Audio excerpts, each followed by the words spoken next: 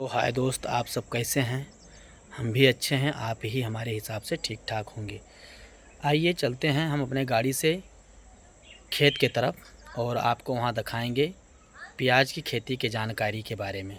चलिए वहाँ दिखाते हैं प्याज की खेती कैसे किया जाता है और किस तरह से प्याज की खेती होती है और किस तरह से प्याज ज़मीन में पड़ता है।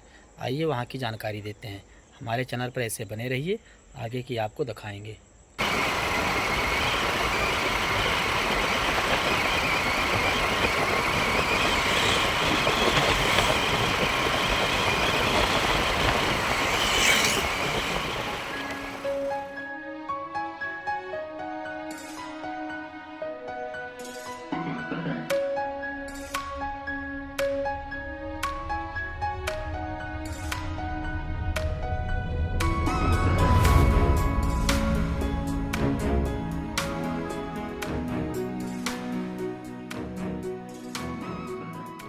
प्याज की फसल 70 दिन में तैयार करने का सीक्रेट तो ये है कि आप प्याज की पौधरोपण ना करके यदि आप डायरेक्ट फील्ड पर कांदियों को लगाएंगे और ख़ासकर इन कांदियों यानी रोप को तैयार करने के लिए या फिर कांदियों को तैयार करने के लिए जो रोपा तैयार किया जाता है दोस्तों, वो जनवरी महीने पर लगाया जाता है। और खरीफ सीजन के लिए खासकर अगस्त और सितंबर महीने पर यदि आप कांदियों को लगाएंगे तो आप 70-75 दिन के आसपास में आपकी जो प्याज है वो तैयार हो जाएगी।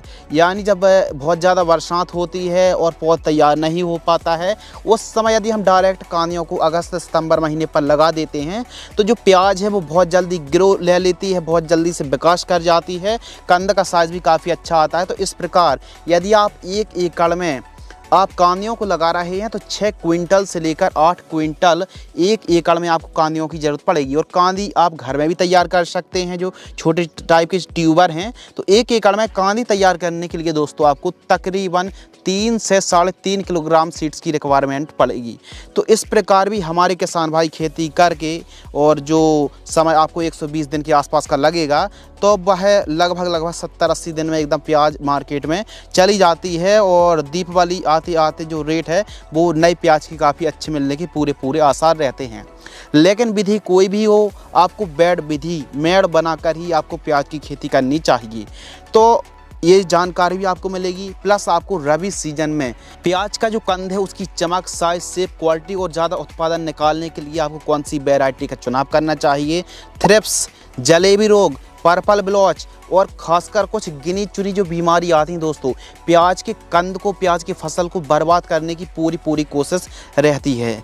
तो इस वीडियो के माध्यम से प्याज की फसल पर लगने वाली बीमारी, उनका समाधान, इलाज और खासकर जो सबसे बड़ा जो टॉपिक है ना, न्यूट्रिशन, कि हमको बुआई के समय कौन सी खादों का प्रयोग करना चाहिए, इस वीडियो के माध्यम से हम बात करेंगे विस्तृत में जानकारी, संपूर्ण टॉपिक को ध्यान में रख के।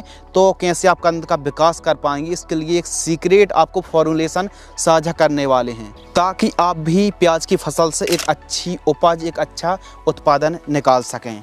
तो सबसे पहले दोस्तों बात करते हैं बेसल डोज।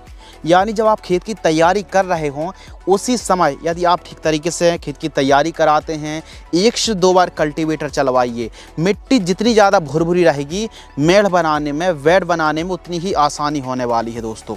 तो खेत की आप जब तैयारी कर रहे हो तो न केवल खेत में भुरभुरी मिट्टी होनी चाहिए, पाट लगाकर खेत को एकदम समतल कराएं, उत्तम जल निकास का प्रबंध होना चाहिए और मिट्टी खासकर अच्छे से बारीक कर लीजिए। जब आप खेत की तैयारी कर रहे हों तो उस समय जो खाद है, खासकर मुख्य पोषक तत्व nitrogen, phosphorus, potassium, sulphur, calcium, इन पोषक तत्वों की यदि आप पूर्ति करेंगे, यकीन मानिए दोस्तों, आप लिख कर रख लीजिए कि आपकी जो पैदावार है उसको मतलब कोई नहीं घटा सकता। तो कौन कौन सी खादों का प्रयोग करना चाहिए, आइए समझते हैं। जानकारी प्रति एकड़ की दर से साझा करेंगे। और 1 एकड़ में जो आपको खाद लेना है 1846 DAP आपको 50 किलोग्राम लेना है। जी हाँ दोस्तों, SSP सिंगल सुपर फास्फेट उर्वरक खाद जो दानेदार फार्म वाली आती है 50 किलोग्राम लेना है। और इसके साथ MOP म्यूरेट ऑफ पोटास 60% वाली 25 किलोग्राम लेना है। और जी हाँ दोस्तों, इसके साथ आपको मिक्स करना है यूरिया खाद केवल 20 किलोग्राम। और आप जिप्सम का प्रयोग जरूर करें।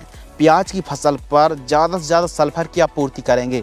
और पूरी दुनिया पर मार्केट पर सबसे सस्ते पर यदि सल्फर कहीं है तो वो है जिप्सम में। तो बहुत ही सस्ते दाम में जिप्सम आ जाती है। 1 एकड़ में आपको 25 किलोग्राम कम से कम प्रयोग करना बहुत सस्ता है।